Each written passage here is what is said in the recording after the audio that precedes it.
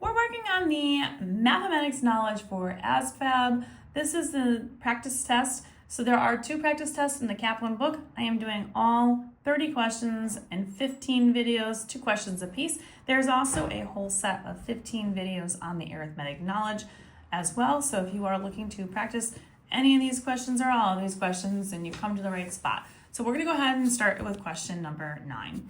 So in the figure above, we have what's the distance between the midpoint of PQ and the midpoint of RS. So the first thing I want to do is look at PQ, and it goes from -2 to -12, which is a distance of 10. So I'm going to do the midpoint, which would be half of 10, which would be 5 spots. So you're really going to be just going 5 spots either left or 5 spots going right, whatever way you want to do it. 1, 2, 3, 4, 5. That would be a -7. So that's where the midpoint for this one is.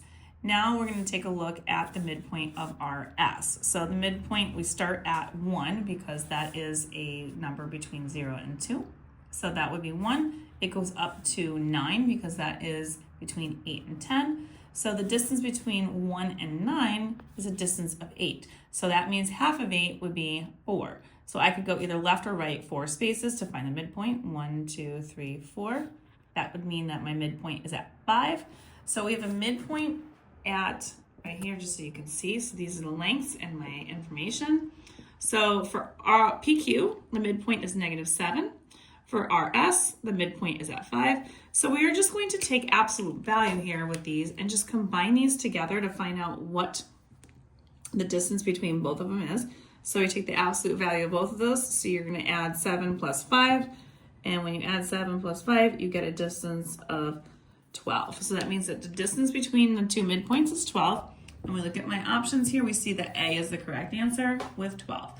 Moving on to the next question. If S minus T is 5, then what is the value of 3S minus 3T plus 3? Well, we're not really having a whole lot of information here. We know that since S minus T is 5, and in here we have 3 S's and 3 T's, that we can basically just say 3 times this would give me this answer right here. So we're going to take 5 and then we're going to multiply it times 3. So 3 S's minus 3 T's would be equivalent to 15 because we're just taking all of this right here and multiplying it by 3.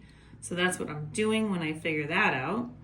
And so if all of this is 15, this whole piece right here is equivalent to 15 plus 3. That means that my answer would be 18. So when I look at my options here to see what I have, you can see that 18 is choice D. So that is the correct answer. And we're good to go. If you want more questions like these, find them on my YouTube, Instagram, and TikTok at YouWantAlgebra. All these are going to be located in my Asvab playlist. And don't forget to like, share, and follow me for more.